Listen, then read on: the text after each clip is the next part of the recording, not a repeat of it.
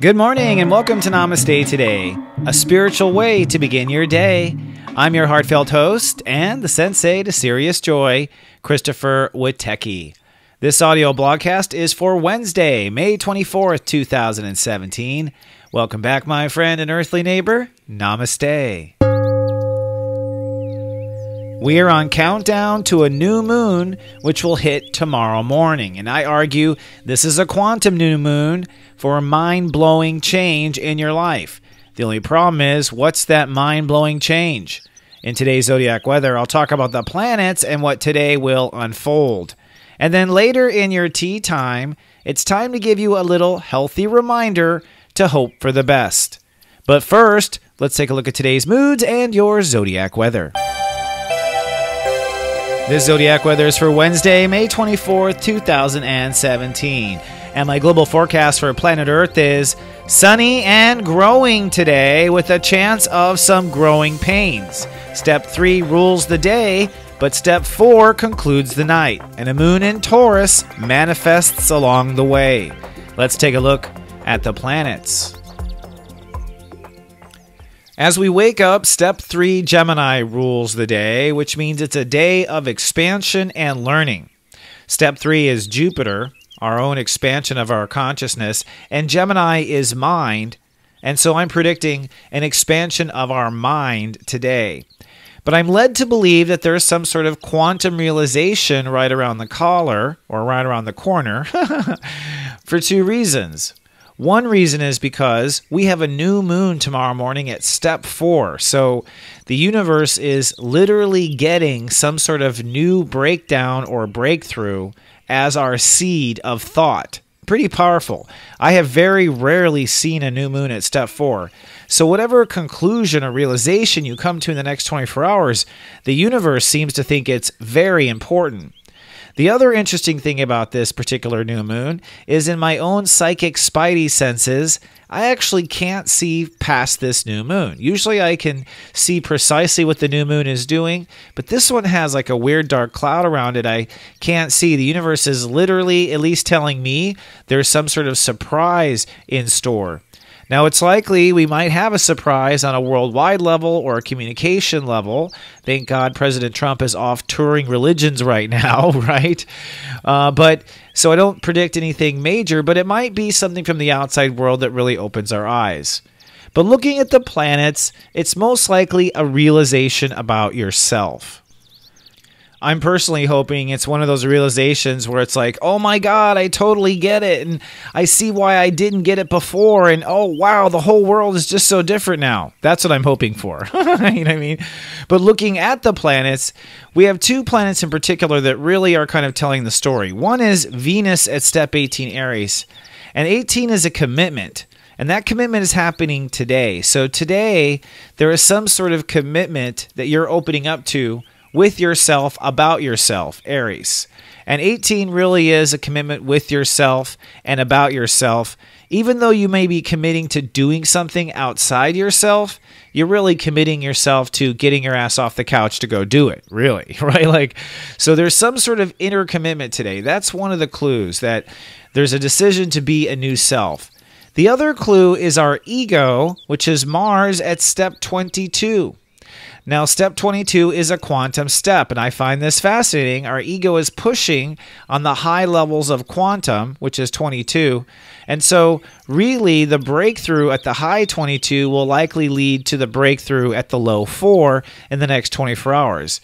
In other words, there's a part of us that's pushing for something entirely different. That's how I would describe 22 degrees Gemini. Something entirely different, which once again means we're pushing for something we're not yet aware of. You know what I mean? Like, if it's entirely different, it means that we haven't experienced it before, which means we are once again in a bit of a blind spot. There are things that are certain, even though our mind is on the edge of uncertainty, and the certainty seems to be in three areas. One, we do seem to know what it is we want to manifest next. So what I'm saying here in simplicity is, focus on what's in front of you and what you want to manifest next. This is what I've been calling the golden egg, or whatever your idea is. There's a total green light that even though we're about to have our minds blown and see ourselves in a different perspective, we're still probably going to make the same bread in the morning, okay, or whatever that is. So definitely moving forward with projects. The other is Uranus and Saturn trining exactly at step 26, which is accelerating, I think, a lot of this change. And that is a certainty we've come to about two things. One, I do think that although we're opening up and committing to a new part of ourself, of who we are, we do have an idea of how high that goes. We've seen how high that ceiling needs to be. We know how high we'll have to climb. We know how hard we'll have to work. We're pretty certain about that. And we're also pretty certain that where the next chapter in the story is going to go. I can't personally see past August and the great solar eclipse. Psychically, I can see up until about that point. And then after that, seems like a lot of fate changes. And I think that is the next chapter. I think we all kind of have a feeling for where the summer is going to go and where the summer is going to grow. But what is going to change, most likely in the next 24 hours, is that you are going to decide and commit to belonging or thinking on a higher level. Thinking of yourself in a different dimension, a different zone, a different zip code, that you once, before the realization, thought you belonged in this camp, and now you think you belong in that camp. And that is what we call step 4, my friend. Step 4 is the I belong consciousness, and it's the consciousness we will go to bed with tonight. So you may feel, the way I feel in a step 4 energy is things feel unsteady. I feel an anxiousness inside of me. I'm not necessarily sure where to go right in the moment, right? And I quite often am very, very clear on what's not working, where I don't belong. And so there's always this feeling of not belonging and not liking something in life, almost a negative charge, if you will, that leads me to realize I belong somewhere entirely else. And it's so funny because whenever I have one of these breakthroughs, I'm always shocked once I realize it that I hadn't thought of it before. I'm always like, I can't believe I didn't think of that before. And of course my guides are like, that's why it didn't happen right now. So I think we're kind of up for this sort of realization. And like I said, I'm not quite sure where things are growing. And it may, I've never seen a step 4 day be just a cloud of dust, ever. That's one of the things I've always gambled on in astrology. Now we're getting a new moon on a step 4 day, so I'm just like, I know that something is going to be revealed. And I have to say that when it comes to step 4, belonging energy, this is the age of Aquarius energy. This is basically how law of attraction works. This energy, for me, is always the most difficult to navigate because I really don't know where I belong. And so you're in this weird kind of like frozen state where you're just waiting for the universe to show you, right? Like, it's a weird thing. So with that said, and the weird 24 hours ahead of us, I do have a bit of advice for you for how to handle this and fall asleep tonight. So go steep yourself some tea and let's have our daily tea time.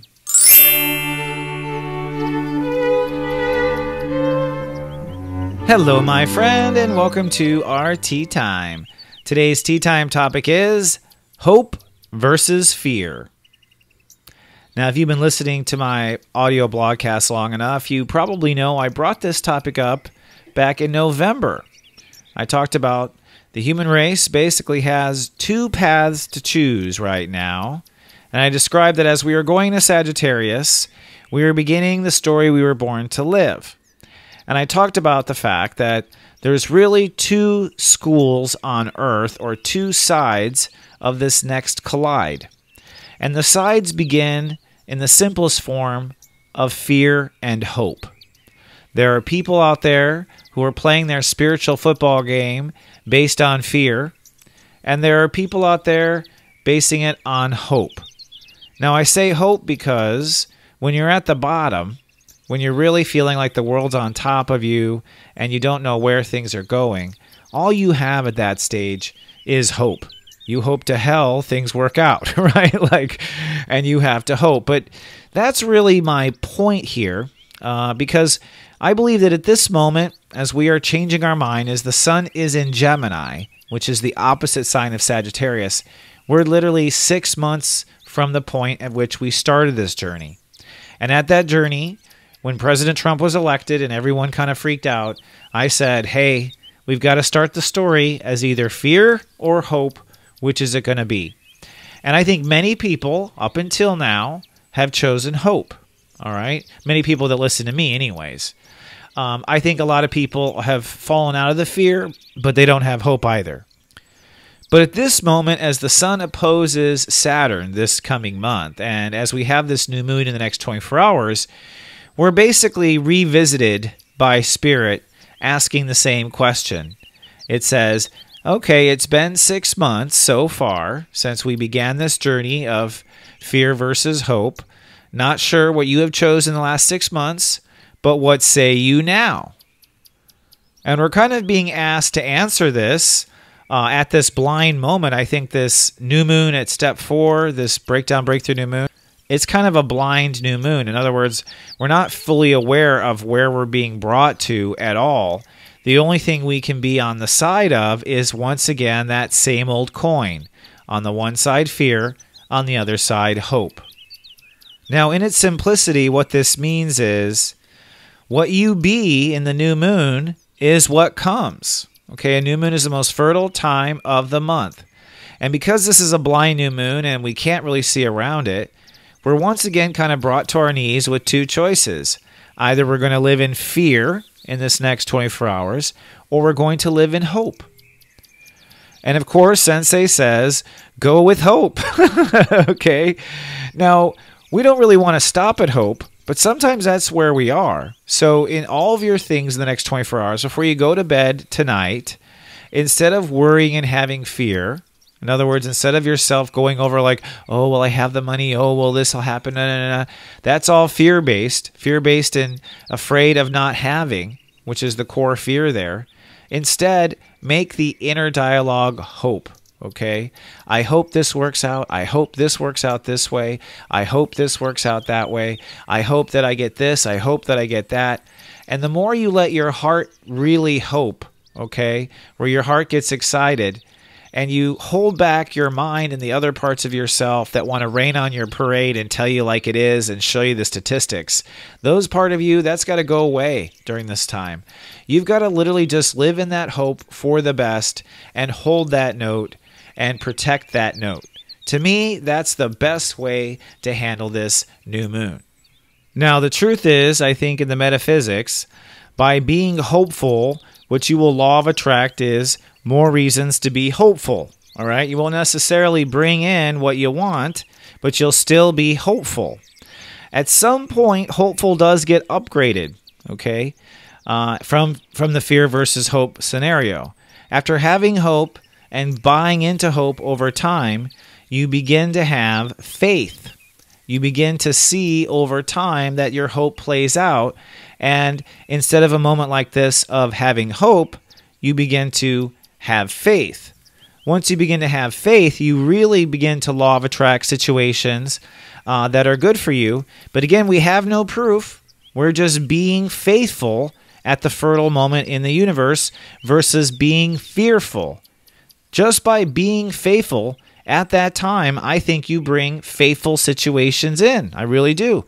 And I don't want to talk like we can cheat the system, but looking at the steps in astrology, it looks like you can be fearful 29 days of the month, but then be faithful the one day of new moon, and you'll probably still manifest a faithful return, actually.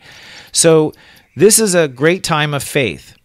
But if you want to go even higher, okay, even higher in the manifestation totem pole of the whole hope versus fear scenario, it's even higher than faith. And do you know what it is?